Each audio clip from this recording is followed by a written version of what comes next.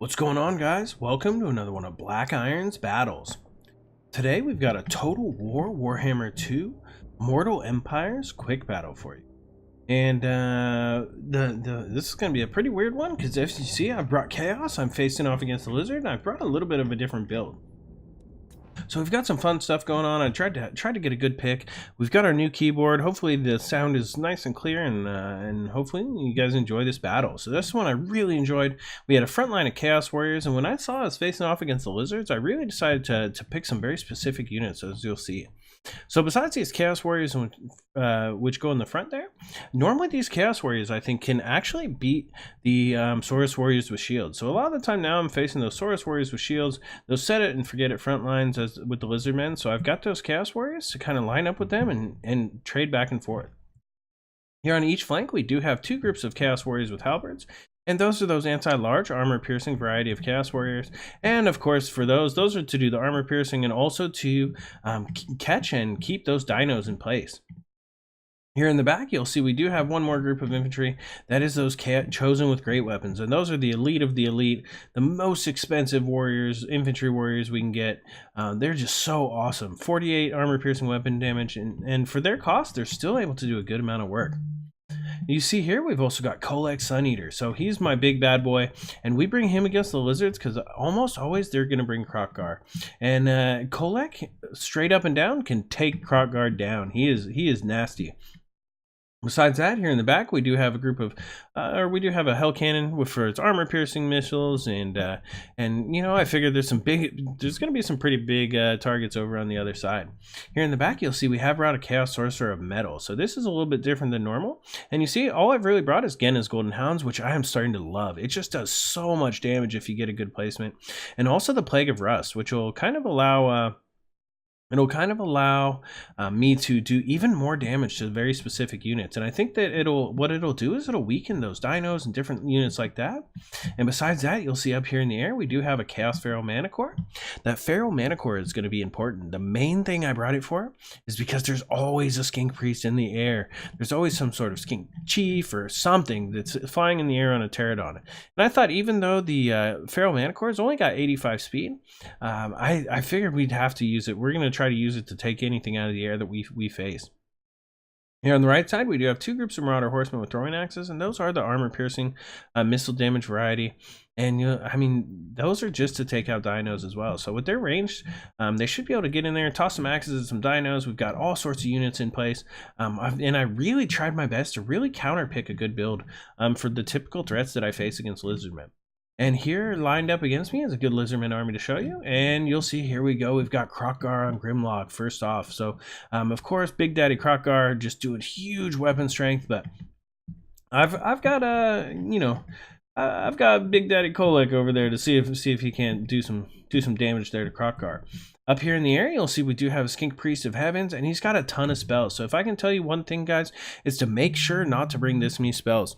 At best, you can only bring like maybe one, no, sorry, not one, maybe 2 or 3 spells, one lore magic. Don't bring multiple casters. Don't bring a full range of spells like that because it's a huge amount of gold you're going to spend, and it could be better used maybe on elite troops, and it just puts a lot of eggs in one basket.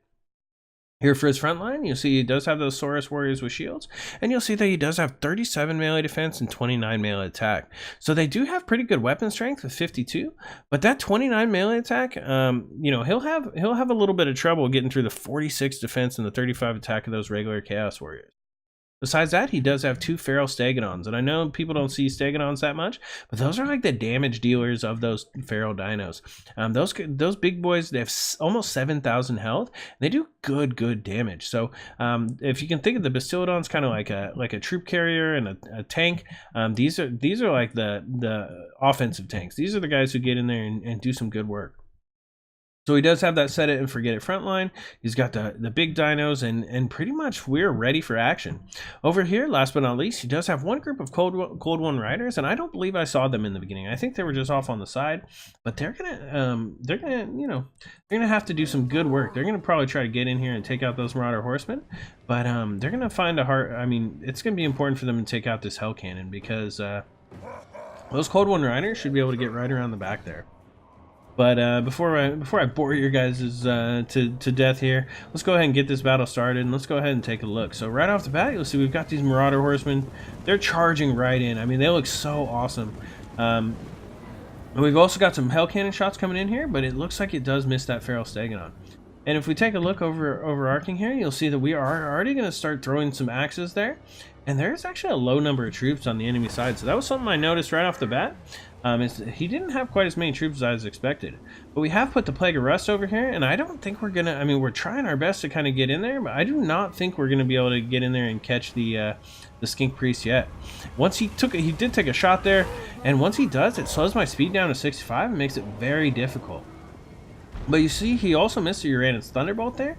So that was actually really helpful on my part.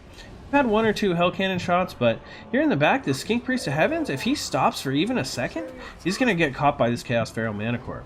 You saw my Lord Storm smash, and we are taking some big shots here with this Hell Cannon, but the most important is going to be to get Big Daddy Kholek over here, and we're going to get him engaged on top of Kroq-Gar. And you see Kroq-Gar is just taking massive hits. I mean, he's almost down to half health, and he's surrounded with Chaos Warriors. We've got Big Daddy on there, and he is actually still getting some shots as well from those throwing axes. Here in the back, you'll see the Skink Priest tried to come up, and my Chaos Feral Manticore finally caught it. And with that dirty armor, that Chaos Feral Manticore took him out in about 3 hits. Besides that, we've got Genna's Golden Hounds over here in the back, and you'll see it is just getting in there, and it's doing some pretty good work. When those hounds touch a Saurus Warrior, they actually get a pretty good kill. Here in the back, you'll see Kroq-Gar is already starting to escape, and with that Plague of Rust on him, he took heavy hits. So he's only got 2,300 health left, and that's going to be a major problem for him. I mean, once he gets back there, he'll be able to cast a heal on himself, but you know, he's actually out of the fight right now. And with this Skink Priest having cost so much money, and Kroq-Gar being over here, it's going to be very difficult for him. Here on the side, we've got Big Daddy Kholek, and we have activated Star Crusher, so he is now doing splash attacks, and we're just charging back and forth in these Saurus Warriors. So he's going to get a couple of kills with each swing, and we've actually also got the Chaos Feral Manticore right back on top of Kroq-Gar. You see Kroq-Gar there? He's got cold-blooded cast on him, he's got swiftness, deadly onslaught, he's got everything he can. But I don't know if that's going to be enough. Kholek is just a nasty fighter. So once Kholek gets in there and starts bashing on him, he's going to be just start going down. Over here on each side, those Chaos Warriors with halberds are kind of in here. They're fighting. But the regular Chaos Warriors actually survived really well. I mean, if you see here, we've got about half health left on each of our Chaos Warriors, but our Chosen are the big bad boys in the group. They've got almost full health. Big Daddy Kholek still has almost full health. And now that we've got these great weapons and everyone's surrounding Kroq-Gar, with Kholek taking hits as well, Kroq-Gar is about to be done. When we take a look here in the back, he has got these Saurus Warriors engaged on my Chaos Sorcerer of Metal and my Marauder Horsemen, but I don't know that that's going to be enough. These Marauder Horsemen will hold on for a little while, and once these guys are all routed off, I mean, you saw there was another Lord of the Storm. Once these guys are all routed off, these guys are way out of place. They're going to be chasing those units around, and if you see here, you can see the Rampage mechanic is acted on pretty much all of these Saurus Warriors as well as the Stegodons, and they're surrounded. I mean, they're having a really hard time. We've got actually, you see there, that Chaos Feral Manticore dove in on Kroq-Gar. We've got everything we can. Kroq-Gar's broken. He's got Plague of Rust on him again, and that was my big ticket. I mean, he's only got 70 armor now with that Plague of Rust on him.